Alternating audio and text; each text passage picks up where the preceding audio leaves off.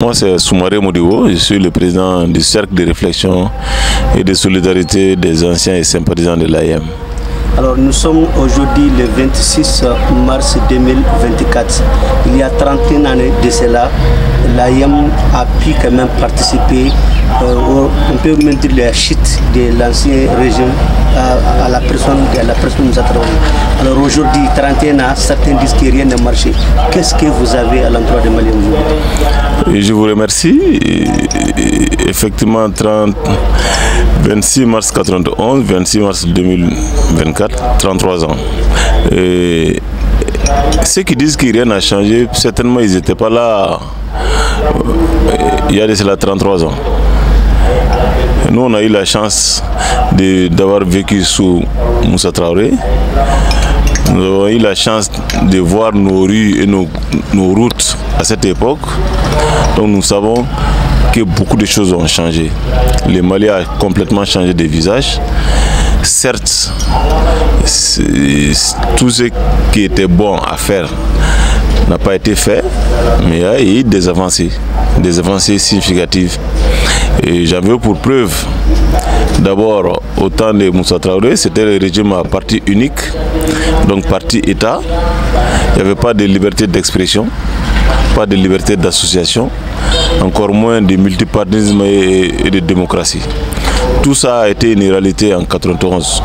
Donc, ça c'est parlant des libertés individuelles et collectives. Maintenant, quand on prend même les pays dans son développement, on commence d'abord par l'école. Je me rappelle, nous, on avait des bourses de 15 000 francs. Et la seule augmentation de bourses pendant ces 33 dernières années a eu lieu grâce à la lutte de l'AIM. Une augmentation de 75%. Et beaucoup aujourd'hui parlent, c'est grâce à cette augmentation, à ces sacrifices des martyrs, qu'ils ont pu étudier décemment. Parce que je me rappelle qu'en 91 et avant 91, beaucoup vivaient l'enfer dans les internats. Parce que les écoles, les bourses ne tombaient pas. Et tombaient parfois très rarement et très tardivement. Et cela entraînait beaucoup de contraintes pour les élèves et étudiants. Et il y avait quelques lycées à Bamako. Aujourd'hui, nous on compte des dizaines de lycées. Et donc il est important aujourd'hui que les uns et les autres comprennent que ce que nous avons vécu est significatif. Il y a eu des changements significatifs de qualité, mais tout n'est pas parfait. Il y avait la corruption sous Moussa Traoré, aujourd'hui il y a la corruption. Il y avait la violence sous Moussa Traoré, aujourd'hui il y a la violence.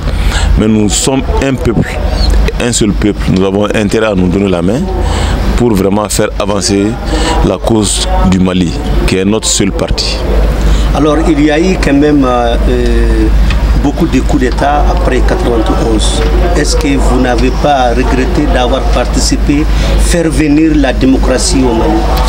Évidemment, les périodes de coups d'État sont des périodes de rupture que personne ne souhaite. Et nous pensons que c'est des périodes qui montrent que tout n'est pas parfait. Mais est-ce un coup d'État la bonne chose à faire dans une démocratie? Je pense raisonnablement que non. Mais nous, notre focus aujourd'hui se branche uniquement sur l'école, en tout cas pour ce qui concerne les CRS à SAIM. Nous faisons focus sur l'école, sur la violence en milieu scolaire, et nous entendons travailler à nous battre pour que cette violence soit contrée et qu'elle soit diminuée au maximum au niveau des milieux scolaires et universitaires. Et nous sommes aujourd'hui déterminés à faire des recommandations pour que cela change. Parce que un blessé, un mort dans les milieux scolaires n'est pas une bonne chose. Donc nous travaillons justement à résoudre ces problèmes. Et nous avons tenu aujourd'hui à rendre hommage à nos martyrs, parce que c'est eux qui sont partis jusqu'au sacrifice ultime. Nous pensons que nul n'a le droit de les oublier. Beaucoup parlent aujourd'hui librement, peuvent même insulter même les martyrs. C'est parce que les martyrs ont fait les sacrifices pour qu'eux puissent avoir ces droits justement de pouvoir le faire. Aujourd'hui, nous voyons certains même de nos anciens militants, certains même qui n'osaient même plus parler, à l'époque, mais aujourd'hui qui sont devenus des grands débatteurs, qui parlent comme si tout était rose au moment où l'AIM a été créé et surtout au moment où la démocratie arrivait dans ce pays. Alors, je reviens encore à ma question. Je dis bien, vous êtes des acteurs qui ont fait venir la démocratie au Mali, mais il y a eu beaucoup de coups d'État. Est-ce que pour vous, c'est la lutte que vous avez amenée qui n'a pas été bonne ou bien qu'est-ce qui s'est passé? Pourquoi il y a trop de coups d'État alors que dans les autres pays, sous-région précisément en Afrique ici, il n'y a pas trop de coups d'État comme chez nous au Mali? Et je crois que la chose est claire, j'ai répondu. Les coups d'État étaient un échec. Les coups d'État étaient un aveu d'échec pour la démocratie. Et nous disons que si, en tout cas, les derniers en date, quand il y a eu ces coups de force, c'est parce qu'un certain nombre de démocrates, et pas des moindres, se sont prêtés à ce jeu, des blocages des institutions. Et cela a mené quoi? A mené des militaires au pouvoir. Aujourd'hui, eux-mêmes, ils ont perdu la main. Et aujourd'hui, nous sommes dans une grande forme de restauration où on voit des vérités historiques en train d'être reniées et eux-mêmes, ils sont en train certainement de s'en mordre les mains. Donc nous pensons que la démocratie n'est pas parfaite, mais c'est le meilleur moyen pour gérer, arriver au pouvoir et le gérer. Alors, vous venez de parler de l'AIM. Aujourd'hui, il y a eu ce qu'on appelle la dissolution de l'AIM. Vous êtes catégorique, vous avez dit que vous n'êtes pas vraiment parti pour cette dissolution et vous êtes en train de travailler pour ça. Est-ce que vous avez pu trouver des formes ou bien des moyens pour empêcher cette violence ou bien ces violences en milieu scolaire qui a amené quand même ou bien qui a entraîné cette dissolution de l'AIM? Est-ce que vous avez anticipé? L'AIM est un des symboles forts, importants de la démocratie au Mali, de l'avènement de la démocratie au Mali. Aujourd'hui, 33 ans après, vouloir dissoudre l'AIM, évidemment, nous qui avons eu la chance de créer ces mouvements, nous disons qu'on a regardé de très près ces mouvements ces dernières années et nous avons vu beaucoup d'avancées. Il est évident que ce qui est arrivé, la dernière en date, la dernière violence en date qui a coûté la vie au jeune Traoré est à condamner. Nous avons demandé que la justice passe parce que ce n'est pas 10 000 personnes qui ont tiré ou qui ont agressé la personne. C'est une ou deux personnes. Il faut que la justice passe et que la justice soit implacable. Et le peuple a le droit de savoir la vérité. Parce que si on ne sait pas la vérité, on va être dans les procès d'intention. Les informations que nous avons reçues nous confortent justement dans cette idée qu'on peut sécuriser l'espace scolaire. La sécurisation de l'espace scolaire n'est pas de la responsabilité de l'AIM et ni des parents d'élèves. C'est de la responsabilité des pouvoirs, des gouvernements. Donc nous avons fait des recommandations et dans ces recommandations nous demandons aux plus hautes autorités de mettre au niveau des campus universitaires et même au niveau des écoles secondaires ce que nous avons appelé la police scolaire et universitaire. Nous demandons et nous redemandons à l'AIM, en tout cas aux élèves et étudiants du Mali, de bannir la violence sous toutes ses formes. Et nous avons vu des avancées qui ont été quoi? Qui ont été le fait d'exiger une certaine moyenne pour accéder à l'AIM. Nous avons vu aussi la récompense des meilleurs au niveau national. Donc nous pensons que ça allait dans le bon sens. Bien entendu, en milieu jeune, s'il y a de tels drames, bien entendu, nous avons accueilli la suspension comme étant une mesure qui pouvait permettre de refaire les points et aussi de tirer les leçons et d'amener les correctifs. C'est là, nous, notre posture. Donc nous ne sommes pas des élèves, encore moins des étudiants, mais nous pensons qu'en tant qu'anciens de l'AIM, ayant participé justement à l'avènement de la démocratie, nous avons le devoir de faire des propositions. C'est pourquoi nous avons fait un cahier avec des recommandations que nous allons remettre aux autorités. Il y a beaucoup de propositions dedans. Alors, vous êtes en train de travailler aujourd'hui pour qu'il n'y aura plus vraiment ces violences au niveau de l'université, ou bien on peut dire en milieu scolaire. Aujourd'hui, nous sentons quand même qu'il y a une menace une très grande éminence sur vraiment la situation de l'AEM aujourd'hui. Est-ce que vous avez des relations avec le bureau, la coordination actuelle? Et en plus de ça, est-ce qu'ils sont en train de vous écouter vos conseils pour vous? Pour tout vous dire, moi, je n'avais jamais vu le secrétaire général de l'AEM avant le 27 octobre passé, à l'occasion du 33e anniversaire de l'AEM. Je ne l'avais jamais vu physiquement. Et je ne connaissais aucun membre du bureau de coordination. Donc ceux qui les fréquentent, ceux qui les connaissent, se connaissent.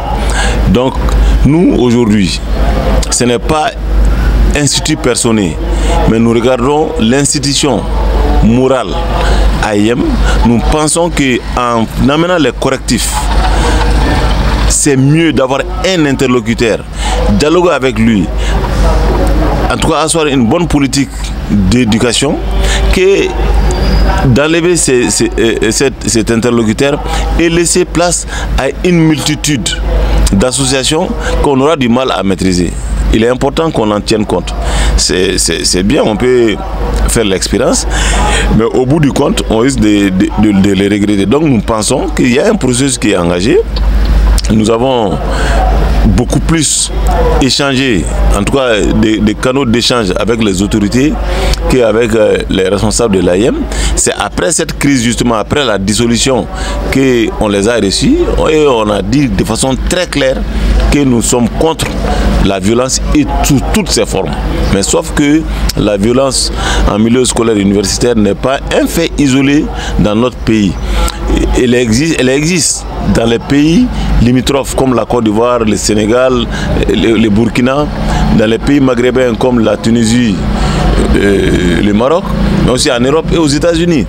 Il n'y a pas encore 2 mois, il y a une principale d'un lycée qui a été menacée par arme blanche par un de ses élèves. Et nous assistons à chaque fois l'incursion d'étudiants violents dans des classes, dans les universités aux États-Unis qui tirent sur tout ce qui bouge.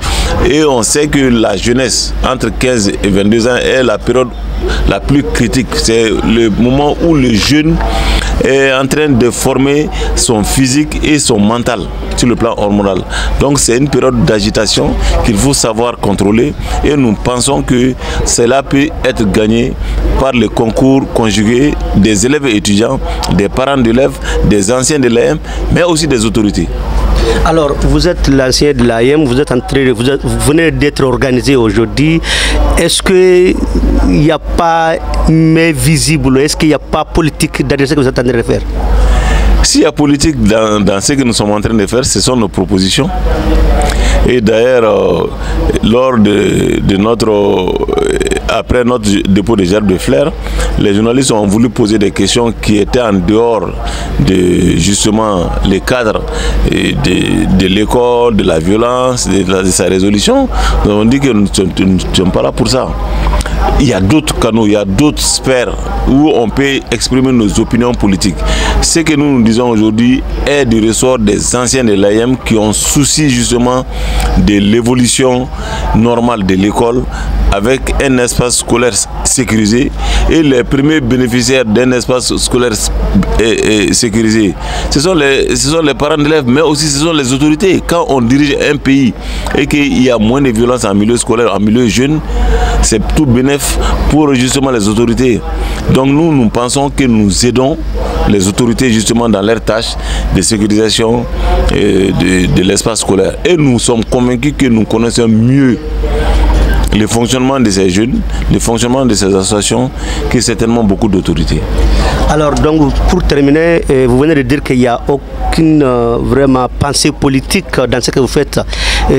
Clairement, certains pensent que peut-être vous voulez aller sur les chemins de l'AEM pour réorganiser et faire la politique. Et pour finir, est-ce que vous avez un appel à l'endroit de tous les Maliens pour vous aider à faire ce que vous êtes en train de chercher à faire, qui est de bannir totalement et complètement la violence dans l'espace scolaire? Il est important de signaler que la politique est une noble mission. Parmi les anciens de l'AIM, il y a 18 chefs de partis politiques. 18 chefs de partis politiques. Moi qui vous parle, qui suis le président, je suis chef de parti politique. On ne parle pas de nos partis. Ils ont leur parti. S'ils étaient derrière moi par rapport à une pensée politique, ils seraient dans nous, notre parti. Mais ils ont leur parti. Mais cela ne nous empêche pas d'avoir quelque chose qui est en commun entre nous tous. C'est quoi? C'est l'école, c'est la ségrégation de l'école et c'est aussi la bonne formation des élèves et étudiants du Mali. Donc l'école, ça nous concerne tous. Ça nous concerne tous. Et j'ai parlé des chefs de partis politiques. Tu vas trouver rarement, difficilement un ancien de l'AIM qui n'a pas de coloration politique. Donc il y a certains qui sont aussi dedans, qui sont dans d'autres partis, qui n'ont rien à voir avec les chefs. Donc franchement, les débats sur la politique, c'est pas ce qui nous intéresse au niveau de CRS AM. Nous mangeons ensemble, nous travaillons ensemble pour la cause de l'école et nous pensons que à travers ce qu'on a écrit, on va réserver la primaire justement de nos propositions aux autorités. Après, on va publier ce que nous avons proposé aux autorités. Nous proposons des solutions aux autorités, mais aussi nous disons des vérités aux élèves et étudiants du Mali. Donc nous pensons que chacun doit jouer son rôle pour qu'on puisse sortir par le haut dans cette affaire.